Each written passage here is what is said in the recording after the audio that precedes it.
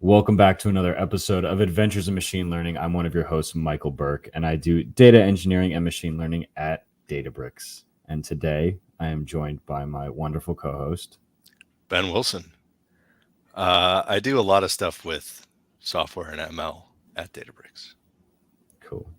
And today we don't have a guest. And instead of having a well thought out, perfectly planned episode, we are just going to shoot the shit and talk about some things that are top of mind for both of us. Currently, Ben is working on documentation for MLflow. He's basically redoing the whole docs website. And I thought it'd be interesting to go sort of down memory lane, and this would be useful for me personally, just to see how he has changed over the past 5 years, right? Since It's joining almost six, Databricks? man. Wow. Okay. Over the past 6 years, he entered wide-eyed and ready to learn, and is now all jaded and knows everything. So it'd be interesting to see how he has switched, both from like a technical skills perspective, a soft skills perspective, and then also how his brain actually fundamentally works differently via the past 6 years of experience. So Ben, do you mind Databricks? What were you like? How did you think? What did you enjoy doing? It's super funny. It's super funny before I get into that, how you said jokingly, jaded and now knows everything. It's actually the inverse. So I think when I started, I like reflecting back on when I joined the company and I joined in the field, right? I was hired to start up with this relatively small group of people.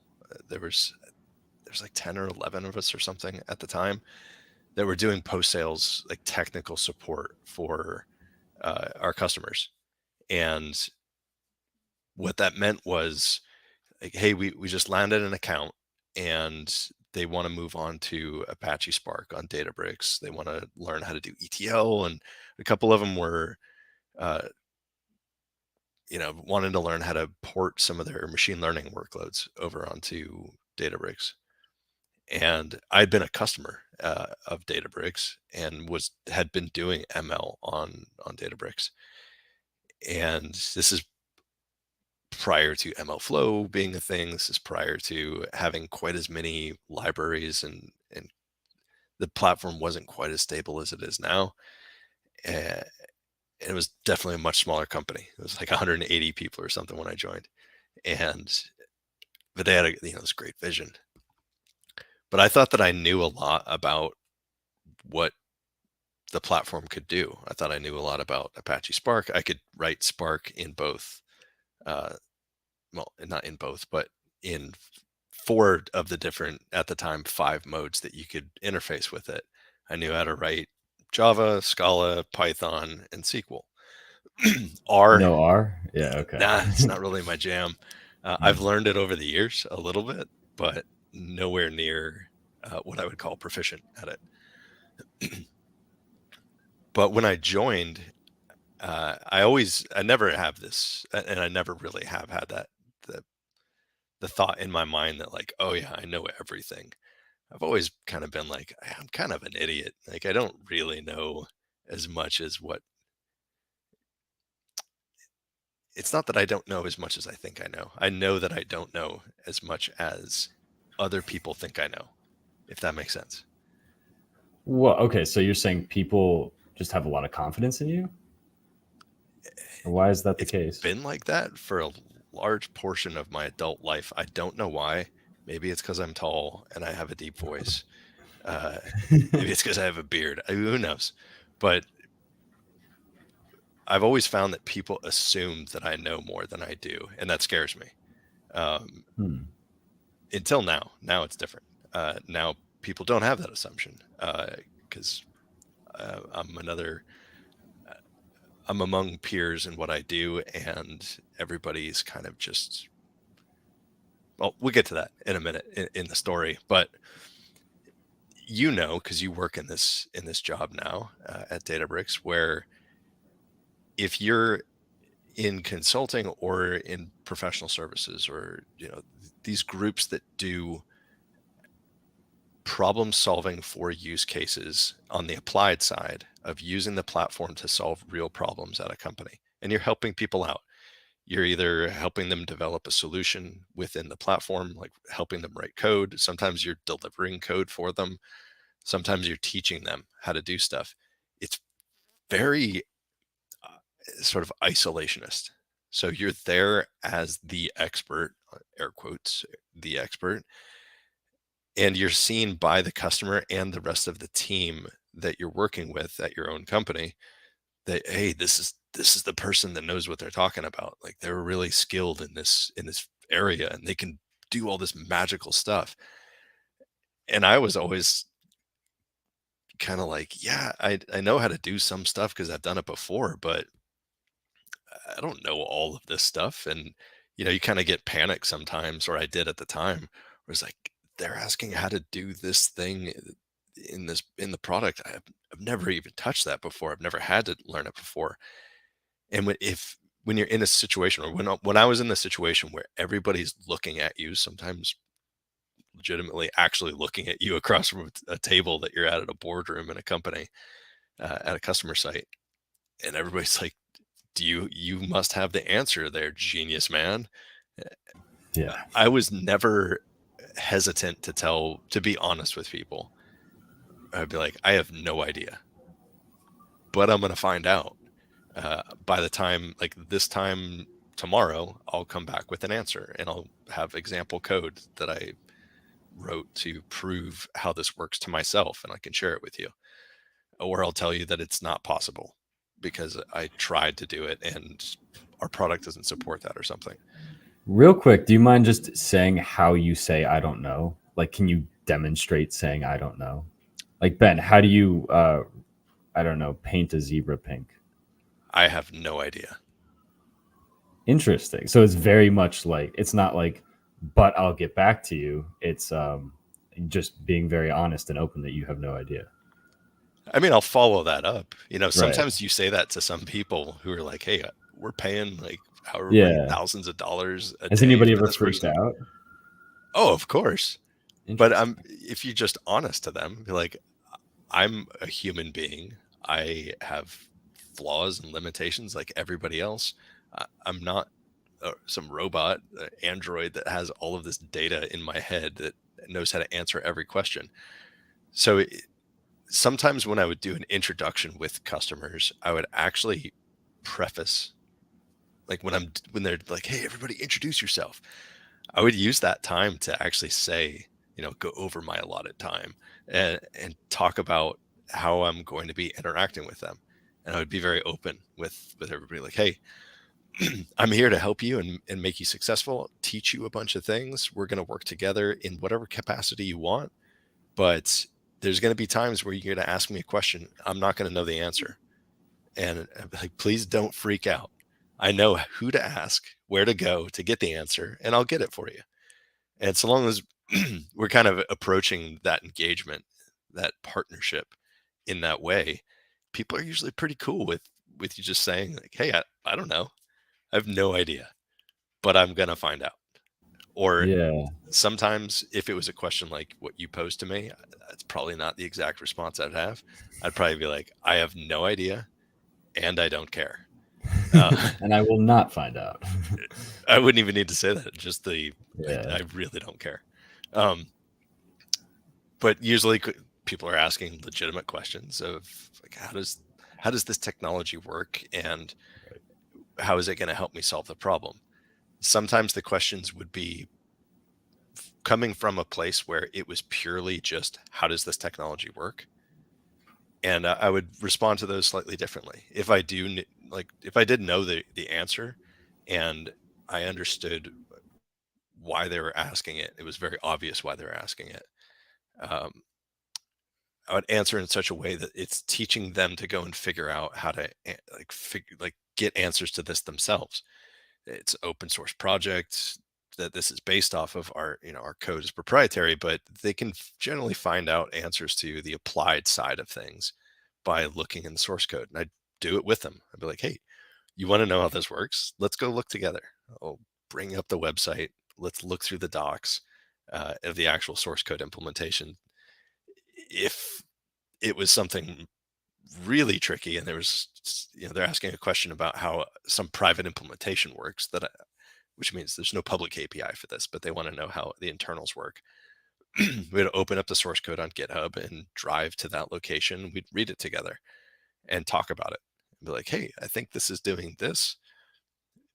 But for me, it was never being sort of the dictation style declarative teaching of like, this is how this works and I know for certain, because honestly, I don't know. I didn't write the code. So I'm assuming that, when you're talking about something as complex as Apache Spark, you should be having like some amount of assumptions about your understanding of how everything works. It's complex. So walking through how things interrelate with one another and how implementations are done, doing it that way and saying, I don't know, but let's look at it together, it is it's relatable for the person asking the question. And it makes Right. them think like, hang on, I just saw this guy do something that I could have done. Maybe I should just go and look this up in the future. Yeah. Which is another reason why I would do stuff like that, because Yeah. it's the teach a person to fish thing, right? You don't want somebody to be dependent on somebody that other people call an expert, because that person is probably not an actual expert. The only actual experts in the realm of that software package are the people that are on the commit history of it.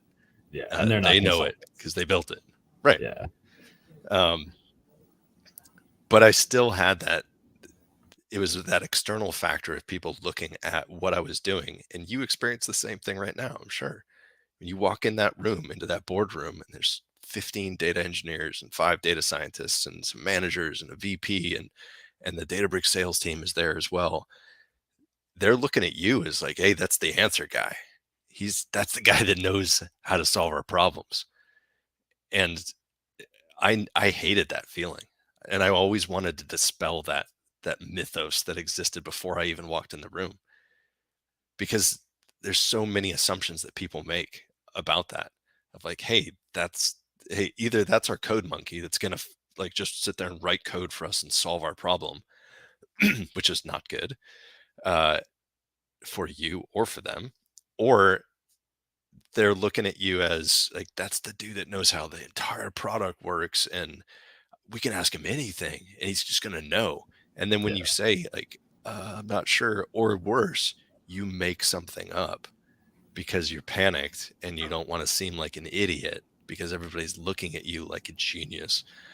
So I was always very, very intentional about letting people know that preconception that they had of me was incorrect, because it is. Yeah. I do that as well, actually. When I first joined, it was super interesting. I would, like, the first project I was put on was tech support for like a big credit company. And essentially what I would do is I would attend their daily stand-ups and answer questions on Slack. If people were having bugs with Databricks SQL, I would just like Google or look in Databricks documentation and answer it for them. And this was so hard for me. I was like, like I remember when Ben described the job to me, it's like drinking from a fire hose. I was like, yeah, this is crazy. 3 months later, I just that would have taken me like 5 seconds to answer all the questions. And it's interesting how like these like growths lead to a plateau, and then you take up a bigger challenge that plateaus again, bigger challenge that plateaus again.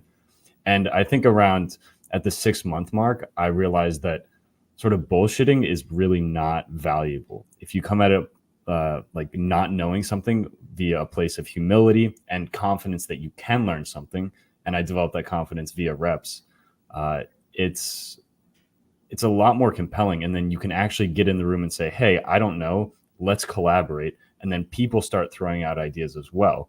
And so it's sort of a meeting of the minds instead of like a Q&A. And that has led to some really, really great solutions with customers. So yeah, I completely agree. But it's sometimes hard to enter with that confidence if you haven't built or like learned a bunch of things many times, and I have made stuff up, and it has it has ended very poorly. Do not recommend. Yeah, I mean, I think that's sort of the default response for people in tech is you're working on problems that are complex that require you to learn esoteric languages and methodologies and a different way of thinking than a lot of people on this planet end up spending their time at work. So it's exclusive in the sense that you're having to tackle challenging problems in this manner. And because not everybody is exposed to how to solve problems like that, people think, it's very easy for people to do that association with you being a magician. You can just conjure these things up and solve all these problems. The further distant somebody is away from having done that themselves in the past, the more magical it seems. The closer that they are, or if they're actually actively doing it, those are the people you got to worry about if you start BSing, because Yeah. they're gonna instantly recognize it. Some may call you out. The more dangerous are the ones that don't say anything, and they just now think that you're an idiot, like an Yes, actual that has idiot. happened. Yeah. So the natural response for people in tech who are confronted in a situation like that where they don't know something and they don't want people to think that they don't know something, is to just start riffing, like making stuff up. It's never worked out for me in the past. I didn't learn that in software, though. I didn't learn that in doing consulting. I didn't learn that as a data scientist. I learned that as a nuclear engineering technician in the United States Navy from Hmm. having to answer questions that were posed to me that I was supposed to have memorized the answer, like memorized every single word in a paragraph. You have to Like, what's know an this thing. example?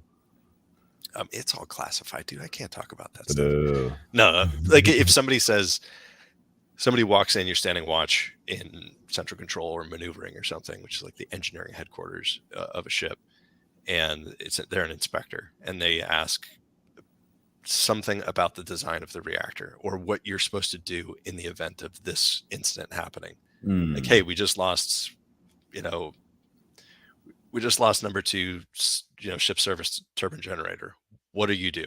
And they start to type like a clock, a stopwatch about how long it takes you to simulate your actions, what you would be saying to the engineering officer of the watch, and what you would do to recover the electrical distribution system to make sure that we don't have a bad thing happen in the reactor core or on the ship.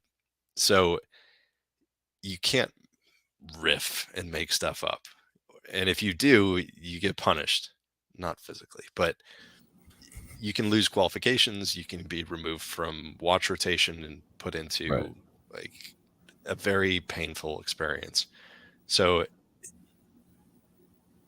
there is an expectation that you understand and have memorized a great deal of information, and you spend a lot of time memorizing that and practicing, simulating, taking those actions, and sometimes actually taking those actions. But there's other questions that they may ask that you might not need to know, like memorized, or they don't expect everybody to be perfect at everything that you do.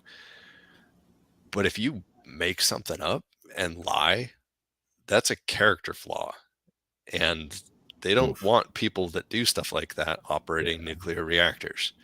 So it's Yeah, I'd hope not.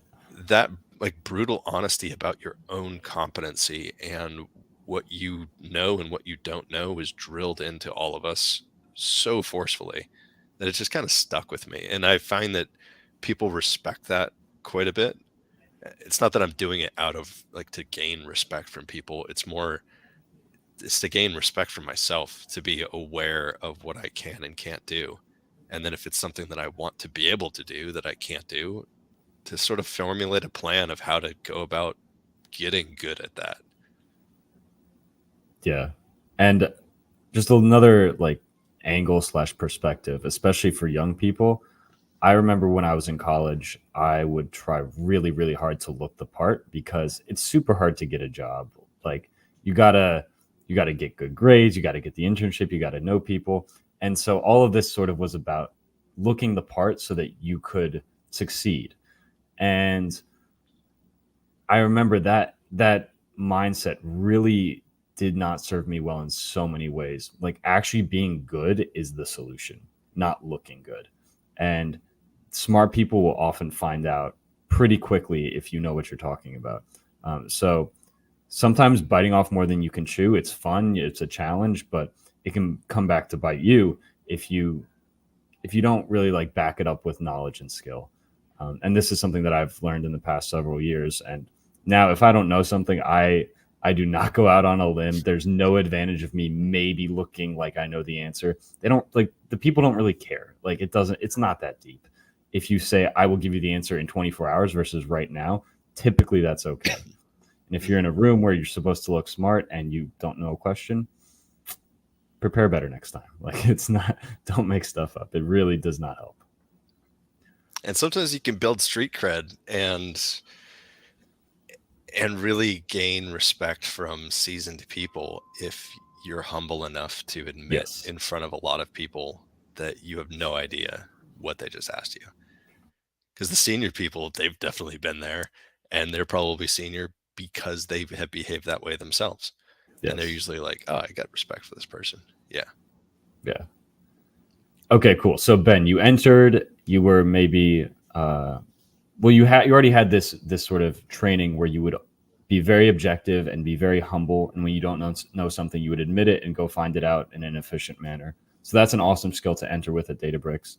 But I'm curious, so if we think about sort of the x-axis as time and over those 6 years, how did you change? What were there inflection points with a specific role, with a specific project? How did your skills change? Did you learn how to learn faster? Yeah, we're just curious to hear about that. The stuff that I started to do in the field, and I think it was largely due to when I joined, um, because they're like, if you look at my matriculation class, like people that were there i- at that point in time, where they all are now at the company, I think almost all of them still work at Databricks. Nice. Um, I think we have a director in the field. We have a principal engineer, a principal field engineer, which is an L8, pretty high up. Um, a bunch of senior managers and one person who moved to engineering. And then we have another person who is a principal on like the security side of things, doing engineering support Hmm. for the field. Is like the global security expert. Um, Super smart dude, Silvio. Um, so a lot of these people we were all promoted relatively quickly over the years, and because we were the ones with experience. So like, hey, you've been doing this for a year or 2 years or something. We're about to hire 40 people in the United States and 20 in Europe, and we need you to be like the leader, like the tech leader of these people. Right. And then you just start getting promoted up faster and faster to higher and higher levels until we're, a bunch of managers, senior managers, principals, and there's hundreds of people that are in the field now, years later. So the higher you get in an organization like that in a technical role, the further you are away from being hands on keyboard for individual problems. You're called in for sort of thought leadership, I guess is what they call it. Um, there might be some big account and they want you to talk to the head of data science or the head of like data engineering. And this person at that company, they could have 5,000 employees working for them. It's big time at some of these Right. companies. And they want you to go and just talk to them. Maybe it's for a half an hour a week. Maybe it's for like, hey, we want you to fly out to their corporate headquarters for a week and spend that week with this person and their team. And it's you're just there with a bunch of like very senior engineering managers for the data engineering side of the house or ML. And that's how I spent a large amount of my time, was doing those sorts of engagements, sometimes as an actual architect, even though that's part of the job title of a lot of consulting. I don't know where that comes from exactly, but a software architect at most companies, when you're talking about a big company that has architects there, you're doing systems design. You're figuring out Right. like, what tech are we using? Why are we using it? How is it being used? How are these systems going to integrate with each other for this project? Are we making sure that these 7 different engineering teams are all working together and they're building compatible technology? Like, how are they, what's the structure of JSON that they're using to talk to one another of Yeah. these services? So that level of actual software architecture, it's a lot of the stuff that I was doing. And to be honest, and this is not to knock that field or that job or anything, I just found that it wasn't for me. It didn't excite me, and Why not? there was nothing new that was coming up for me. Huh. So new things were happening in the tech space. Like, oh, there's this new provider that does this thing in data engineering, or there's this new ML library, this paper that just got released and people want to use it. I wasn't using it. I wasn't like playing around with it. Maybe I was in my spare time, but I'm not somebody that gets excited at just playing with tech.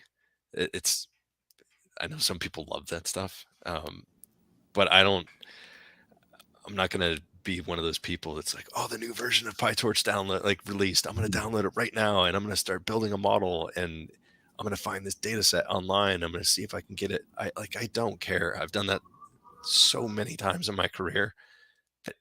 That is not exciting to me. Building yet another model or hyperparameter tuning one, it's it bores the life out of me. When did you, But just out of curiosity, when did you learn that? Was there an inflection point, or did you just like wake up one day and realize that this wasn't for you, or did you know going in? I mean, that's one of the reasons why I took the job at Databricks, because I was like, I found that for my personality type and what I like to do, the aspects of my job that I really enjoyed at the company I worked at before moving to Databricks wasn't the ML stuff. I was okay at that. I understood a lot of it. I knew how to deploy models and how to use them and how to train them and like how to do experimental design. Yet another thing that I did not learn while working as a data scientist. I learned that working as a traditional engineer at factories. But that whole process of it's just like the training loop.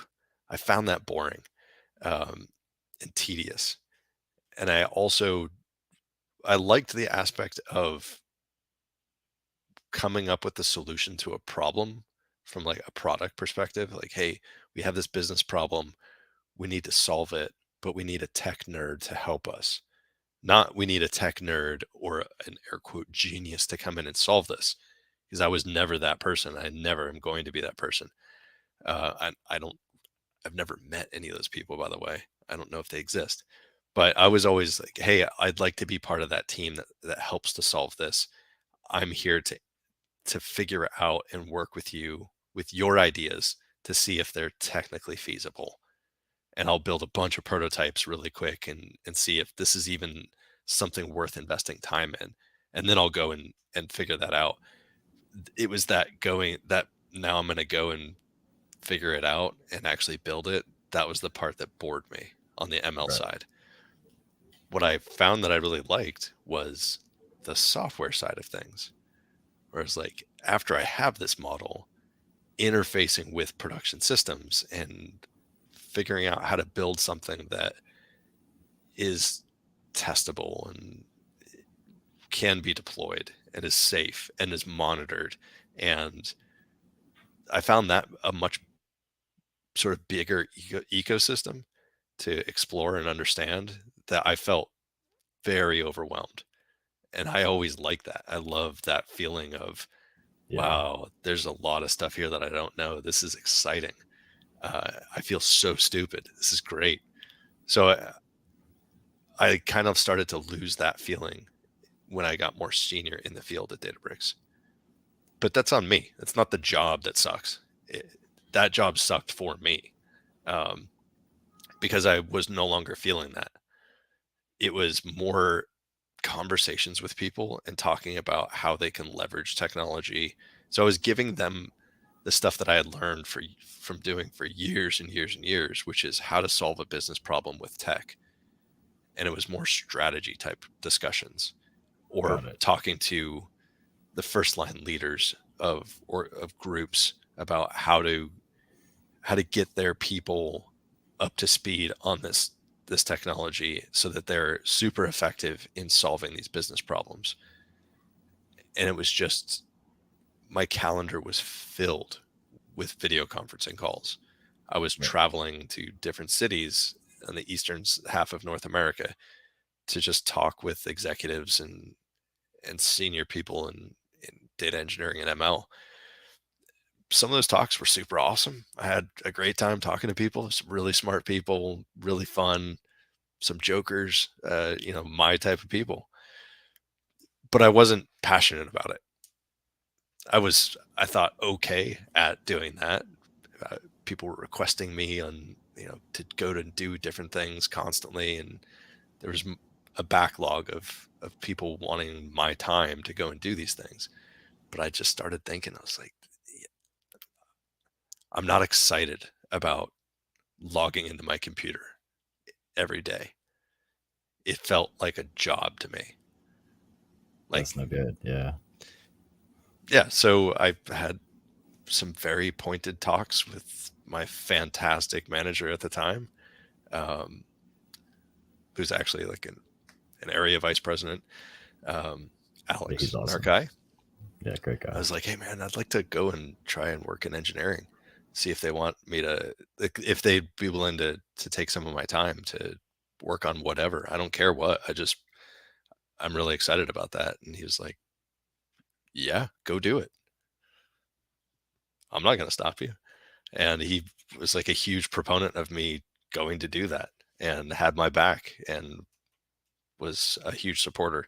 So allowed me to embed with an engineering team, um, for like about 2 years, until finally engineering was like, do you want to just come over and do this full time? I was like, sure.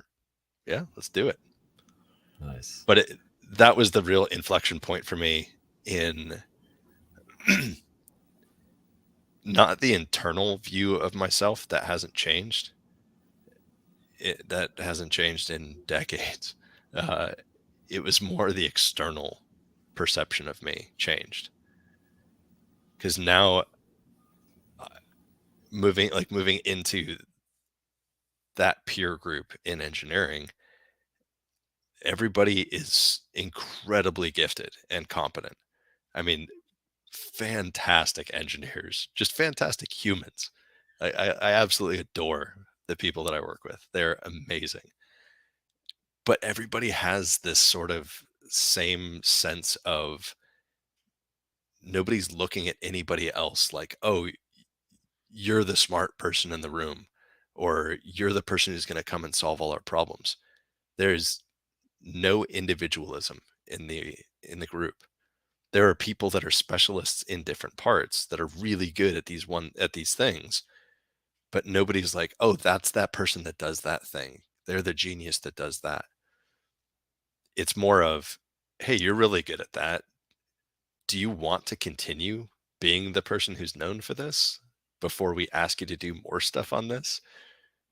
If no, what would you like to work on instead? But everybody's just this team, and we think and behave and act as a team of solving problems together. And I don't know, once you find an environment like that where you're just like, man, everybody's awesome, and that we're all working together, and everybody gets along, and we're solving interesting new challenges every single day of things that we we never thought we would have been able to figure out, or had no idea how to solve this even 2 weeks ago, and we just shipped the code for it. It's an interesting and very fulfilling place for me. What percent of the companies you worked with had, obviously, like you regard Databricks engineering culture extremely highly, but what percent of the companies that you worked with, in your opinion, had a strong collaborative culture where there's this sort of decentralization of talent and there's humility and communication? Good question. In a different vein, with much more structure, but a bunch of brilliant people that were all working together on very challenging problems. My time at Samsung, I did not enjoy working for that company for as long as I did, but that was more on me, not on the company. Um, but some of the brightest people I've worked with in my career came from that factory. Like true, like genius level intellects were there. Nice. And What about the orgs that you consulted with? Were you there long enough to get a good read, do you think, or not? Like the via field orgs, engineering, to be clear. there were a couple that, I mean, we can't name names, of course, but Of course, yeah. there were a couple that I got a chance to work with because they wanted to do things that our product couldn't quite do. And they wanted somebody who would work with them to build in new functionality manually. So actually implement the feature themselves before Databricks product was ready to release it. And they were cool with throwing the code away once Databricks supported this functionality, but they just wanted somebody who was at that same level as them to come in and help them build it. Those engagements were always super cool to me because I learned a lot, and the people that I interacted with were just phenomenal. Um, those are more like the tech first companies. Like they started out as some sort of San Francisco startup or something, or maybe in New York, and they hired top tech talent in the startup space. And these people have just built something really cool, and they want to leverage our product in a way that you can't find out how to do it in our documentation. We're talking, they're writing low level, like, class loaders that are going to be implementing functionality that starts when Spark starts, so that they can override or hijack namespaces and inject functionality that our product doesn't offer or Spark doesn't offer. So just cool stuff like that. But yeah, what percent of the companies? Just trying to get a lay of the land because you've worked with hundreds over the past 5 years. What percent of the companies do you think have a strong collaborative culture, or is that really rare? From an engineering culture perspective,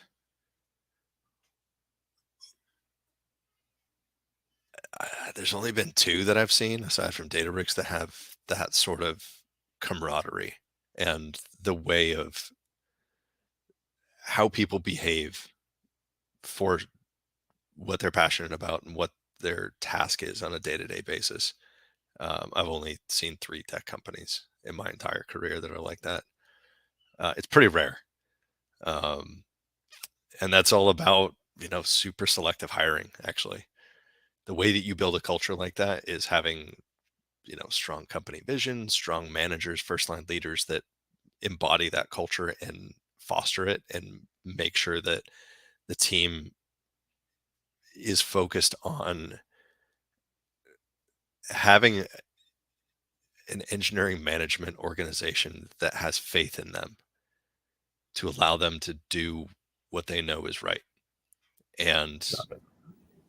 you don't need to micromanage professionals, you shouldn't be doing that. And making sure that the team has embodiment of an ownership mentality. Like, you own that product, you built it, you maintain it, you're the one that's making that successful or not as a team. And the only way you can make sure that you have like-minded people that are competent enough that can do that together is by being very selective on your hiring, not just for technical talent. Technical talent's important. That's a minimum bar that you have to hit, but people can improve on that over time. You cannot improve your personality or the way that you view existence. That is set in stone. I know there's people that believe that you can change that, but if you're by default a jackass and think that you're the smartest person on the planet and treat everybody else like shit in your interactions with them, nobody wants to work with you. That is the best way to poison a an organization, is by letting people like that in. And you can tell if you do a long enough interview process with enough diversity of people who are doing the evaluation of a candidate, you can weed that out. It's not that hard. But that means during your interview process, you're not just looking for answers to technical questions. You're looking at that person, you're studying them. You're seeing, how do they react when I ask them something that I know they don't know? How much does that annoy them? How frustrated do they get? Do they start making stuff up and lying, or are they honest with me? Because you need that in that culture to have everybody see each other as equal and behaving as a cohesive team. Everybody needs to be honest with one another with what they know and what they don't know.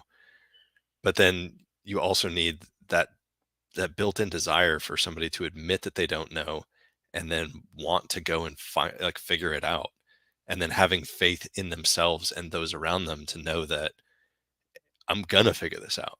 Even though right now it's ancient Greek to me, I have no idea how this works.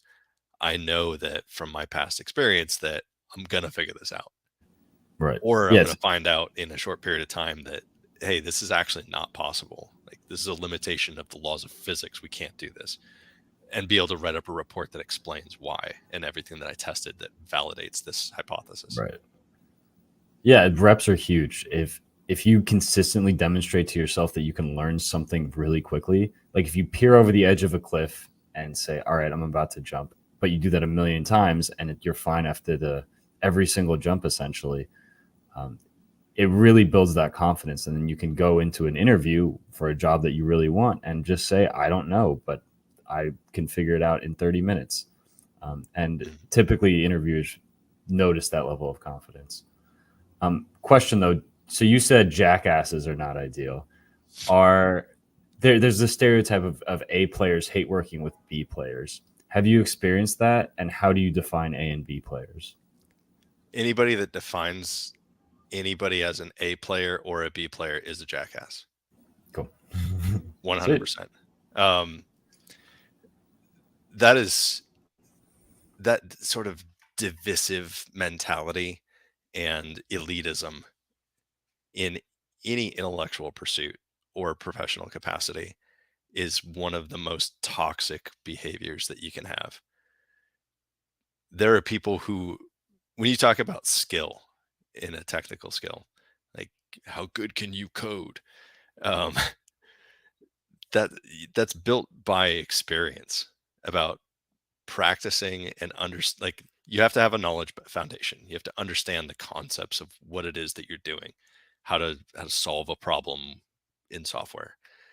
Uh, you build experience over time in a multitude of different ways, but you can intentionally study things and work on problems that expand your knowledge and wisdom associated with solving problems with code by intentionally working on problems that are relevant and are complex enough that are going to push you beyond your current level of competency.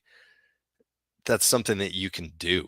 That's You can actively, work on that. So that concept of like A players and B players, or varsity and junior varsity. If you're somebody who like thinks of themselves as an A player and you're like, "Oh, I don't want any of these like B players or C string or the D listers on my team to be working on this project with me. If you're the person that everybody sees as being that amazing person, that is a failure on you if you're not helping those people that are struggling to get to your level. That should be the goal of anybody who is seen as a Interesting. technical lead, whether it's in job title or not, is you're not doing your company, your team, yourself, your other people that work with you any favors if you're trying to maintain that division. So everybody's going to be at a different point. That's why they have leveling at most companies. So if you have somebody who's a junior engineer, they've got, 9 months or a year and a half of experience out of school. The reason that you require a college degree for most, you know, software development jobs is because everybody's there to learn the fundamentals, and you should understand that knowledge basis that you need in order to produce production code. But everything from that point that's at that company while that person's a junior engineer, they should have a mentor. They should have somebody who's working with them to teach them all the nuances of, hey, here's all this tribal knowledge that was built up over the past 60 years in industry. I'm going to get you up to speed on the things that are relevant today. And I'll be there as the person that you can ask anything to in order for you to better understand how this stuff works. And I've never seen a mentor, somebody who's in a mentor position in any sort of high tech industry who's respected, um, ever make comments like that of like, oh, half the devs on the team suck. It's like, okay, what are you doing about it? Like, why are they bad?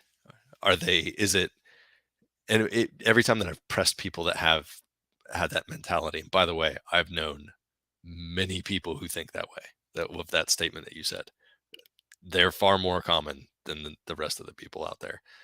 Um, every time I've gotten into it with somebody like that and start asking like, okay, how do you know that they're bad? Let's get through that at first. And they're like, well, they filed a PR and it just sucked. The code was terrible. Like, what was terrible about it? Did it do what it was intending to do, or was it broken? Did it have tests? Did the test pass? Like, was the syntax bad? Was it unreadable? Was it too complex? Was it too simplistic? Like, what was bad about it? Most of the time, those sort of people with that attitude don't have that answer. They can't say what was wrong. They'll just say, oh, the code was shit. Really? And then if you really sit down with them and you say, let's do a code review together and let's see why this is so bad, sometimes they'll elucidate every single flaw in the code in their mind.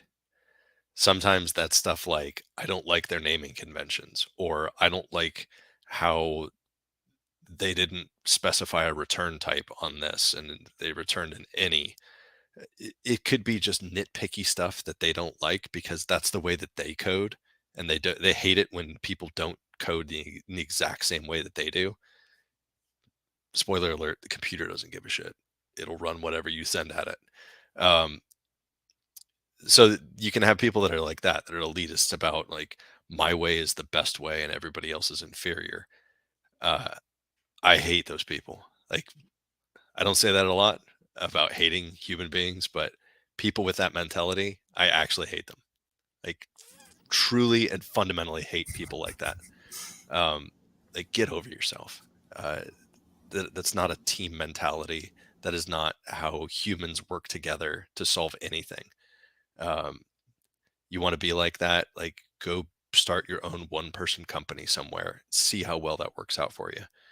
Uh, but then a large portion of that group of people that have that mentality of the A versus B team, when you sit down with them and ask them what's wrong with code, a lot of times they don't pick up on really serious things that are wrong with it. They actually, they're full of shit. They actually don't know. They just, they're projecting their own insecurities out onto other people. So that they're like, oh, I don't want anybody to find out that I'm a B player, so I'm gonna just act like I'm like the smartest person here. Typically, nobody cares in a serious engineering org about, and that doesn't even enter into most people's minds, except that person who's super insecure, and they should go and do something about that. Like, start being nice to people, work with them, uh, pair up with people. You'll be amazed how much you can learn, even from people that are more junior than you in amount of time in a company or in their career. You be open to get better, and don't worry about that that voice in the back of your head that's warning you that you're going to get found out, that you're not as good as everybody thinks you are. Like, nobody cares. It's all in your head. So, long story short, the people that think like that, they're either the problem, usually the problem, or they're creating a problem that doesn't exist. Is there ever a time where you should not mentor a junior person? Like, what are the junior person red flags that would make you lose faith in teaching this person? Uh, if they Other have, than the obvious, I like mean, being an asshole. yeah, I mean, if they're a jerk, uh, I won't mentor somebody. If they're just not a nice person, I don't have time for that. Um, I also don't want to help somebody else out who has truth problems. If I ask them something or ask them to go and do something as sort of like a homework type thing, with like, we're learning this concept together, or I, I'm teaching this thing to them, and I want them to really understand how this thing works, and then they just lie to me, and like the next time that we meet, or they make something up about having an excuse about why they didn't do it. um, it's fine. Like, just be honest. Just be like, hey, I didn't have time to work on this. We'll get to it next week. And be like, cool, let's talk about something else. But if it's a consistent pattern of them just going out of their way to make up stuff in order to in order for them to make themselves more comfortable with the fact that they think that I think they're smart or something. You can tell when people are behaving that way. Like, oh, I don't want to let this person down and have them make me think that I'm not worthy. It's like, if I'm spending my time talking with somebody and teaching them something, I already think they're worthy of my time. So that's why I'm having the conversation or willing to engage with them. Uh, it doesn't do them any favor to, you know, try to lie to me. Uh, Yeah, Honesty is always the best. That's got pretty much the only two things. I've had people that uh, I've done mentoring with in software before, where they expressed aspirations. Like, they're a really like nice person. They seem like they're really hardworking, and uh, thoroughly enjoyed talking to them. And they expressed an interest in learning concepts, and they wanted to like learn data science, for instance. And it didn't work out. And it was more it the time that it the way to get to that point of finding out that it doesn't work out was never me initiating that. It was never me saying like, hey, you're an idiot, you can't figure this out. Never. That didn't even come into my mind. I was always like, this is super cool, this person wants to learn this, and I can help teach them and help them on this journey. Hell yeah, I'm going to spend time doing this, because it's valuable. Who knows, they may get really good at this, and this could be a career altering and life altering thing for them to get into this field. They may be excellent at it. I don't know, I can't predict the future. So I have a responsibility to help them out. um, but I would wait for them if I kind of knew that this was not going the way that they wanted it to go. They're just It's not for everybody. I would just wait for them to politely say like, "Hey, this is really cool. Thanks for all your time. This just isn't for me." And I'd be like, "No hard feelings. Keep in touch. Let's talk about the other stuff that we like talking about." But you could tell that it's almost painful for them to say that. Like, I didn't want to let you down. Like, you're not letting me down. Go find your passion. But it's important that you tried this out because you thought it might be interesting, and then you found out that it's not for you. It's the only way to Yeah. know. Yeah, to be clear though, your perspective is very rare. I've been the nice and honest person, the junior person in the room many times, and you can get burned a little bit. And it's important to like maintain confidence in being nice and honest, but um, there are bullies out there for sure in the especially in the tech space where everybody was the smartest person in their class for at least like some amount of time. Um, Hmm. so yeah, I don't mean, take things too personally as well. yeah, definitely. I mean, if you're a mentee and your mentor is behaving like that to you, go find a better mentor. They exist. They're out there. Sometimes they're not advertising that they want a flock of attendees, listening to their every spoken word. Uh, Sometimes they're the quiet, more senior person that they don't, maybe they're not super talkative. Maybe they're not super engaged because there is a bully in the team or something. Talk to them. Look at how they look at the results of their code. If look at what they're working on in their projects and you're like, wow, this is super cool. Maybe I should go talk to this person. Go do that. You can have like a very quiet mentor mentee relationship where it's like, hey, I just want to pick your brain on some ideas here, and could you look at what I'm trying out here?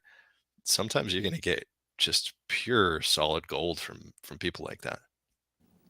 Yeah, yeah, it's interesting. I've been thinking about sort of a lot of career stuff, and so recently I reached out to some smart people in my past and who I either like were friends with or worked with, and had some really useful conversations and plan to continue doing that.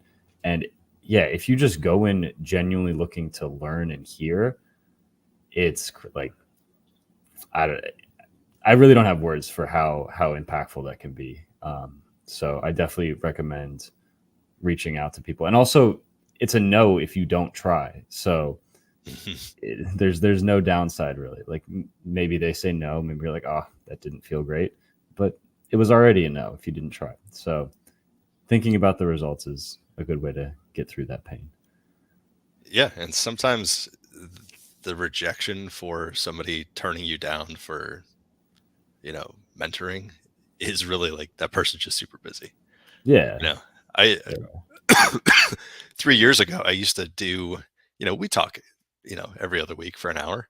Um, 3 years ago there was it was either 14 or 15 per week of those that I was doing. Um, just random people that wanted Wait, to, whoa, 14 or 15? yeah, That's a two full about work, like an hour or a half hour? half an hour to an hour, depending on the person. Good Lord. So yeah, it was about 15 hours a week where it was just mentoring sessions with people. Some people wanted help with tech problems, like they would just show code and we'd talk about code, or an implementation or something. Some people wanted career advice. Some people wanted to just talk tech, or they wanted to learn about ML, or they wanted, to talk about a paper that they had read recently. And I'm always open to like nerd out. At the time, I didn't have so many commitments with like delivering code and delivering solutions. So, uh, yeah, it was part of being like a principal in the field, which was helping to grow the next generation of people that are going to replace you. That's the goal. When you're senior, you should be doing that. Like, how do I groom my replacement? Or not groom, but how do I enable my replacement to be better than I was when I was at that level? Right. And that was always my goal. And I did it with, a bunch of like 20, 30 different people. Some met once a week, some met every other week. That's much less now. But yeah, it's important. If you're somebody who values other people succeeding and being good at what they do and enjoying what they do, and you're somebody who's good at what you do, why not pass that on? Give somebody another perspective. It might not be the right perspective for them, but it could be a way for them to think about how they view their own role and their own work and their career and sometimes their life. You can sometimes, just by having a conversation with a mentee, give them a perspective where they then go and do a bunch of self-reflective introspection and make positive change in their life. Sometimes it's a cautionary tale. You're telling somebody like how you think about something, and they might be like, that sucks, I don't ever want to do that. It could be valuable for them, just having that perspective. Right.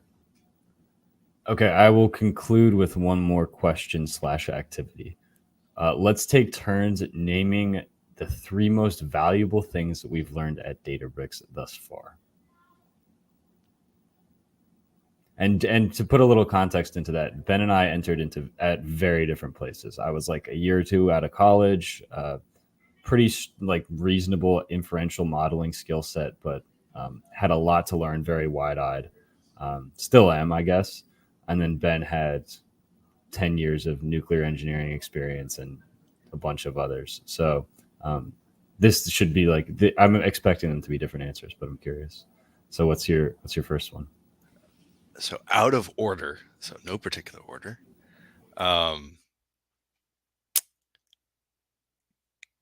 Community is more important than you think in a workplace. How do you define community? How you see yourself within your tribal unit. So at the lowest level, your immediate team. The next level, how do you and how does your team fit within the state, for lack of a better term, of your department? And then how does your team and your department fit within the nation of your company? How And do you thinking of what that community is, and how companies can be like nations, right? You're all aligned to a strategic goal, and how well do you work with your neighbors, and how well do you fit in with your community? And a company that is proactive about ensuring that there is that level of inclusiveness. And I'm not talking about government mandated inclusiveness here or anything like that. Not social consciousness. That all of that, in my opinion, should be a given anyway. I'm talking about, do you feel like you belong in your organization? And does your team feel like it matters in the scheme of things? And do you feel like anybody can ask you for help on something at work, and you can ask anybody for help at work? That, like, having that as a foundation is very important, I think. Got it. And important is defined as your like important to you or important to organization success. Sounds like it's a bit of both. Both. Yeah. Okay. Cool. My first point, also not in order. I've been surprised at how easy it is to learn stuff. I was kind of like I came in a little bit hesitant maybe, but once you're thrown into the deep end like day after day for like 6 months, the deep end starts feeling very comfortable, and yeah, you want to get to even deeper water. So yeah, reps are just really valuable for developing the skills on how to learn things fast. Mm-hmm. Another thing that I've learned at Databricks,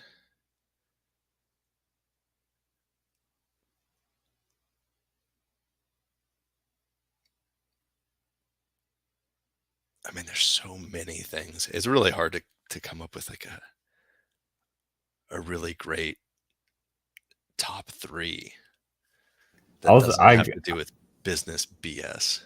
Yeah, I'll throw in another one while you're thinking. Competence looks very different, and there's no sort of general. Maybe there is some general like rules for a competent employee or a competent coworker, but I've been so surprised at people who appear competent at first and then are just babbling idiots. and then the inverse where they sort of don't seem very put together, or they're not really, they don't like look the part, but then after working with them for several months, they're incredibly valuable in maybe not the like the traditional super intelligent ways, but they're really dedicated and understand the context really well, for instance, or they're able to think critically and be very charismatic in a room when it counts. So don't judge a book by its cover. I've learned that for both the positive and the negative here. Oh yeah, definitely. But something that specifically I learned about what to build and what not to build. That's a I full think episode, but yeah. that's several episodes. Um, but from the short 30-second version of that would be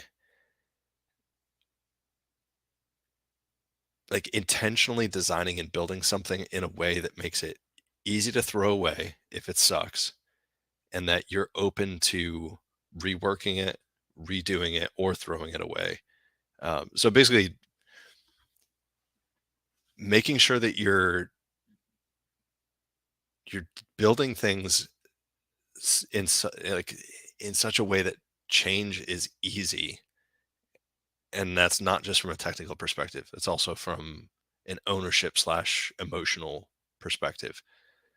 So like not getting wedded to your code. You know, you're just like, hey, I built this, but it's not like I own this. It's the team built this and the company built this. I just happen to be the one typing it.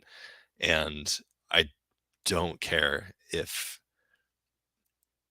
it lasts for the next 10 years or it's deleted in the next 10 days because I learned something from the process of doing that. Nice. I don't have a third one. Do you have a third one? It'll come in the next probably like 10 seconds, but because we're on a podcast, 10 seconds of silence isn't fun. So do you have one? If not, I can keep stalling and discussing nothing. 10 seconds of pause. Yeah, I mean, I learned a lot about what we had just talked about before these questions about the mentoring process and about how important it is, and how you can, it's not so much being an agent for change, because I think that's selfish and intentional. It's more of there's nobody who is senior and has amassed a lot of wisdom that got there on their own.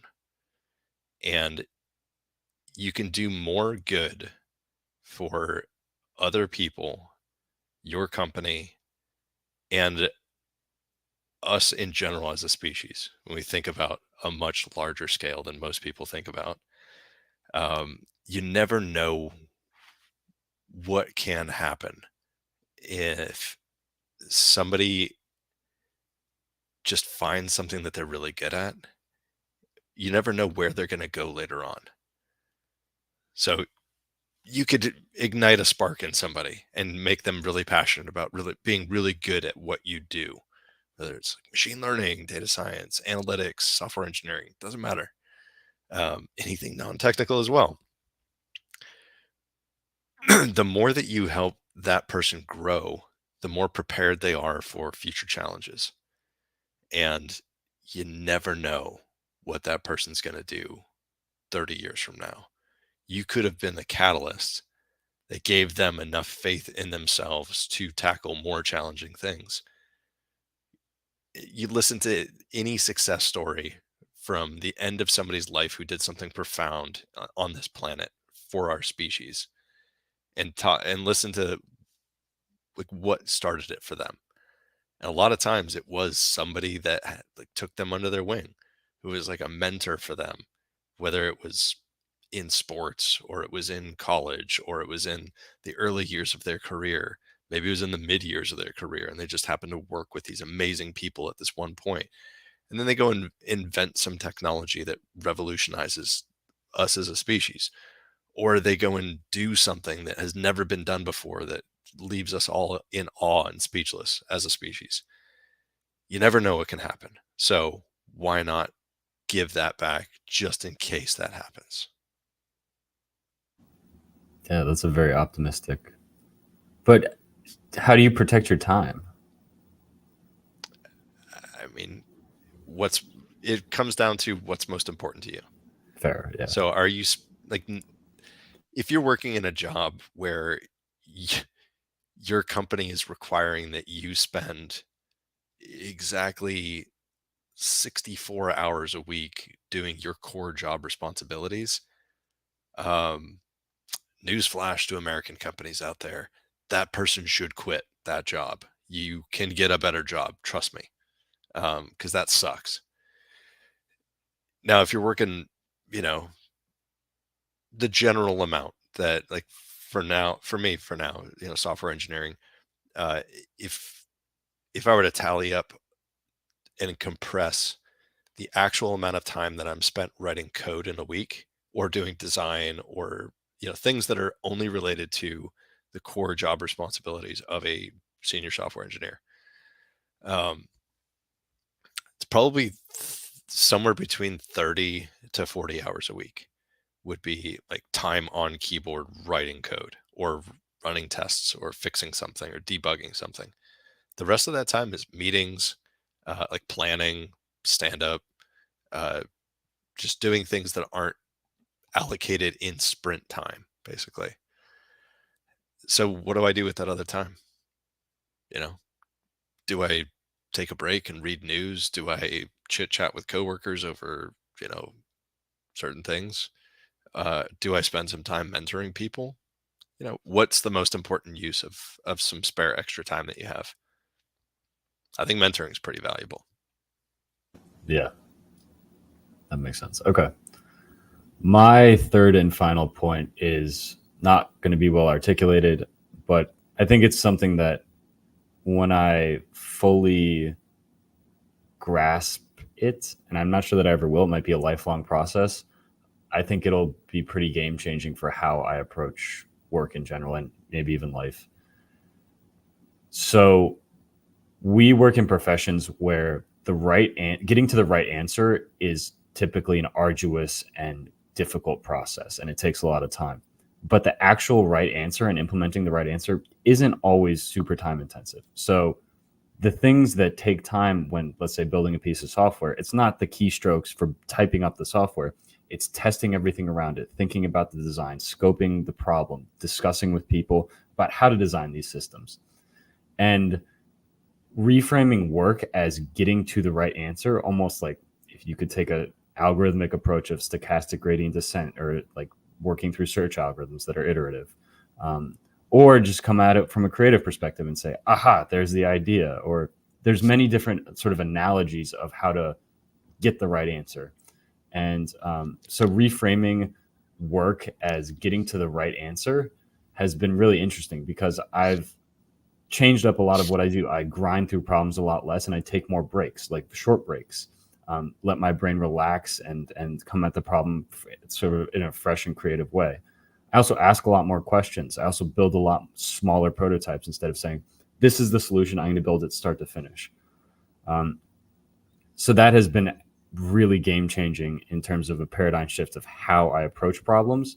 And then there's going to be auxiliary things on top of that. But yeah, something that has been really impactful, and I plan on developing probably until I die. I thought that was well said. It's super important, right? Yeah, cool. All right, we are well over time once again. Maybe this is just not a 45-minute episode podcast. We'll see. But I'll summarize.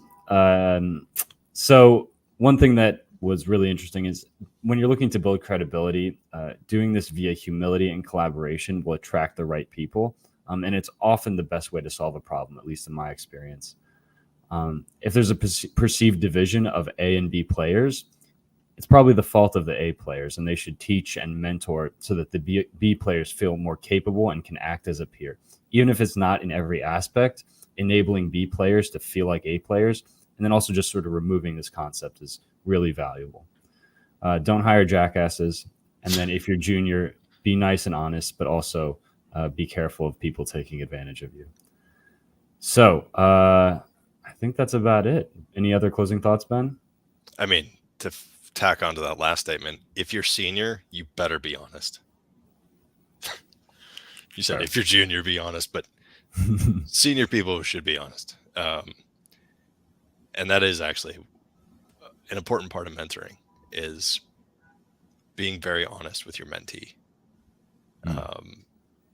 Not about making them feel bad about their lack of skills. I mean, that's the whole reason why you're talking to them. Right. It's more about being honest with where you think they're going to go. Aspirational, be positive. You have no idea how bolstering that is to somebody, to have somebody who they respect suddenly see in them amazing potential. Tell them. True. Cool. Well, until next time, it's been Michael Burke and my co-host, Ben Wilson. and have a good day, everyone. We'll see you next time.